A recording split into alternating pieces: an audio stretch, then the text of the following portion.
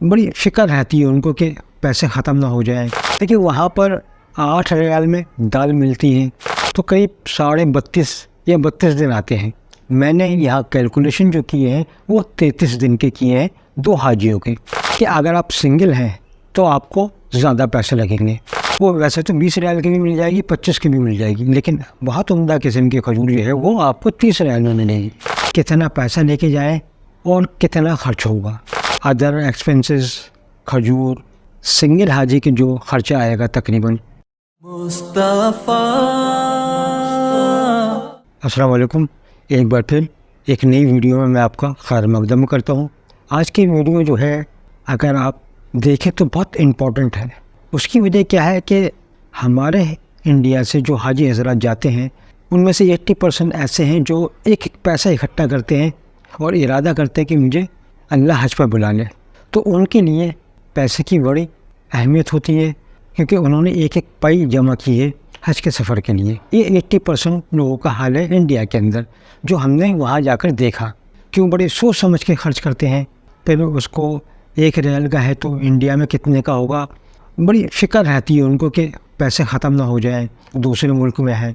Comments में भी आ रहे थे, लोगों के फ़ोन भी आ रहे थे, मेल भी आए कि बराए मेहरबानी ये बता दीजिए कि कितना पैसा लेके जाएं और कितना ख़र्च होगा। तो ये वीडियो इसी हवाले से है और इसमें जो कैलकुलेशन है वो बिल्कुल परफेक्ट है, क्योंकि मुझे कई बार तजर्बा है और मैं टोटली होटल पर डिपेंडेंट था। हर बार मैंने होटल पे खाना खाया, नाश्ता किया, तो उनकी बिना पर ये मैंने कैलकुलेशन किए हैं। अब हमारे यहाँ ज़्यादातर जो कवर नंबर में 2 लोग होते हैं, जो एक कॉमनली है। 4 भी होते हैं, 5 भी होते हैं, 1 भी होते हैं, लेकिन 2 ज़्यादा होते हैं। मियाँ बीबी, बहन भाई, माँ बेटे, या 2 दोस्त मिल के चले गए, तो ज़्यादातर 2 लोगों का ग्रुप बनता है। तो जो मैंने खाने के कैलकुलेशन किए हैं वो किए हैं कि आप कुछ भी खाने को लेकर नहीं जा रहे हैं, और ये मान के चलिए कि आप टोटली होटल पर डिपेंडेंट है, यानी कि नाश्ता भी होटल में करेंगे, लंच भी होटल में करेंगे और डिनर भी होटल में करेंगे। आप कुछ भी लेकर नहीं जा रहे हैं। तो उसके हिसाब से मैंने कैलकुलेशन किए हैं।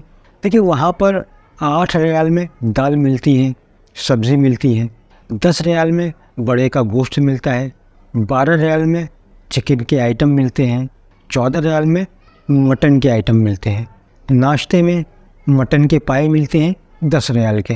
अब आपको नाश्ता करना है ब्रेड का या अंडे का, या आपको जूस पीना है, या आपको ब्रेड खानी है, तो वो अलग अलग हैं। तो इन सब चीज़ों को मैंने एक इकट्ठा किया है और फिर ये मैंने एक कैलकुलेशन की है। तो आप ये लगा लीजिए कि अगर आप सिंगल हैं तो आपको ज़्यादा पैसे लगेंगे। अगर आप डबल हैं, क्योंकि वहाँ खाना इतना होता है कि एक खाने में 2 लोग आराम से खा सकते हैं, और फिर भी रोटी बच जाती है। रोटी का साइज़ बहुत बड़ा होता है और 3 रोटी वो एक खाने के साथ फ्री में देते हैं, और अगर बाद में भी आपको ज़रूरत है तो वो मना नहीं करेंगे। तो एक खाना 2 लोगों के लिए आराम से हो जाता है, अगर आपकी अच्छी डाइट है तब भी। तो उसी हिसाब से मैंने कैलकुलेशन किए हैं। अब देखिए आप जा रहे हैं, एक दिन वो निकाल दीजिए, एक दिन वापसी का निकाल दीजिए, आधा दिन मदीने से मक्का का निकाल दीजिए आप, और 5 दिन आप मिना, अराफात, मुज़दलिफ़ा में रहेंगे, वो निकाल दीजिए। तो करीब 32.5 या 32 दिन आते हैं। मैंने यहाँ कैलकुलेशन जो किए हैं वो 33 दिन के किए हैं 2 हाजियों के। तो 33 दिन के हिसाब से पर डे के हिसाब से मैंने लगाया है कि 30 रियाल खर्च होंगे आपके नाश्ता, लंच और डिनर में, और 33 दिन के हिसाब से होते हैं वो 990 रियाल। अगर आप सिंगल हैं तो एक हाजी का 550 रियाल खर्च होंगे, लेकिन 2 लोगों के 990 रियाल खर्च होंगे। ये तो हो गया खाने का ख़र्चा।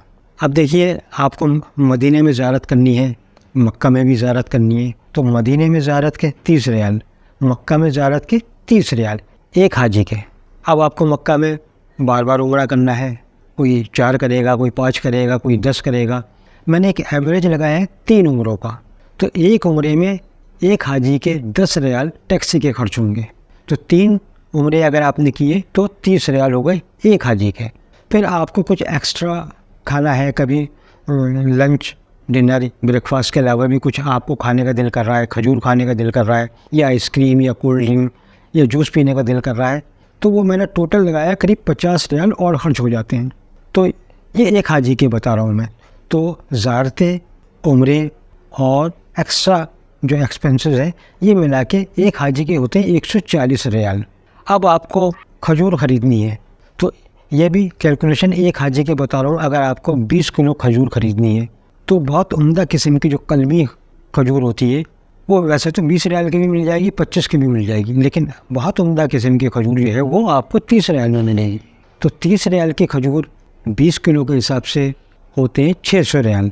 फिर अगर आप और खजूर ख़रीदना चाहते हैं, अंबर ख़रीदना चाहते हैं 5 किलो, तो वो 40 रियाल के हिसाब से मिलेगी, तो वो हो गए 200 रियाल।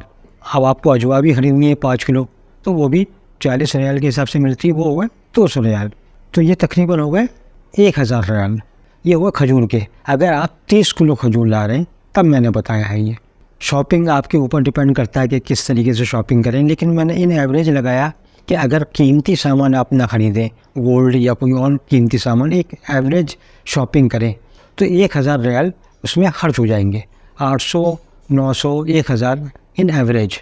तो खाने के अदर एक्सपेंसेस, खजूर, ये जो मैंने लगाया, सिंगल हाजी के जो ख़र्चा आएगा तकरीबन वो 1690 रियाल आएगा और डबल हाजी का 2130 रुपये आएगा। लेकिन कुछ चीज़ें इसमें सिंगल हाजी की भी है। अब लोग ये फ़िक्र कर रहे हैं, बार बार पूछ रहे हैं कि हम कितना पैसा इंडियन करेंसी ले जा सकते हैं। तो देखिए, एज़ पर रूल एक हाजी इंडियन करेंसी 1,66,000 ले जा सकता है। वो ऑब्जेक्शनल नहीं है, ना ही इंडियन एयरपोर्ट पे ना सऊदी एयरपोर्ट पे। 1,66,000 आप इंडियन करेंसी ले जा सकते हैं, जो तकरीबन 7,225 रियाल बनते हैं। उसके अलावा भी अगर आपको ले जानी है, वहाँ पे आपको गोल्ड की शॉपिंग करनी है या और कुछ शॉपिंग करना है, तो आप फॉरेक्स ट्रेडिंग कार्ड भी बनवा सकते हैं या फॉरेक्स कार्ड भी बनवा सकते हैं, उसमें रियाल पड़वा के ले जाएँ, उसकी कोई लिमिट नहीं है।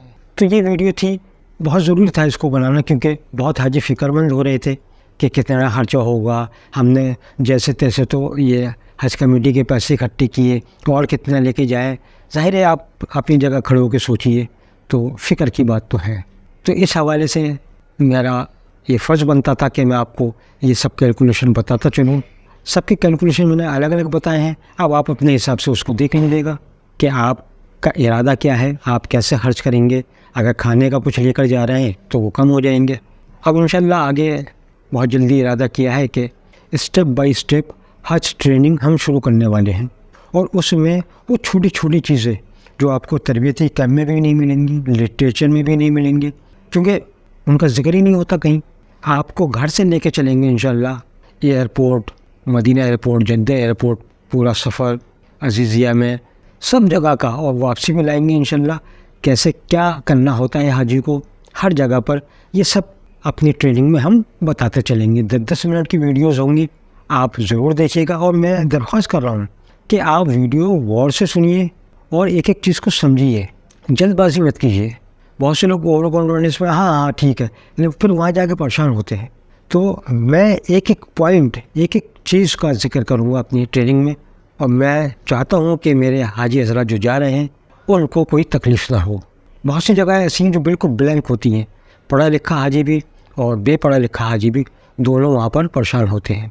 तो अगर अभी तक आपने मेरे चैनल को सब्सक्राइब नहीं किया है तो मैं फिर आपसे दरख्वास्त कर रहा हूँ कि चैनल को सब्सक्राइब कीजिए, लाइक कीजिए, शेयर कीजिए और बेल बटन दबाइए, ताकि आपको वीडियो जब आए तो नोटिफिकेशन आ सके। और जो भी रिसोर्सेज हैं सोशल मीडिया के, व्हाट्सअप हो, फेसबुक हो, इंस्टाग्राम हो, स्नैपचैट हो, इनके ज़रिए शेयर करिए। अगर किसी को फ़ायदा पहुँच गया आपकी ज़ात से कि आपने वीडियोज़ शेयर किया, उसको फ़ायदा पहुँच गया, तो आप दुआओं में शामिल हो जाएंगे, बहुत दुआएं मिलेंगी। और फिर हम दुआ करते हैं कि जो हाजी हज़रात इस बार हज के लिए जा रहे हैं, अल्लाह उनके पूरे सफ़र को रोशन कर दे, उनकी एक एक इबादत, एक एक दुआओं को अपनी बारगाह में कबूल फरमा ले। आमीन सुम्मा आमीन।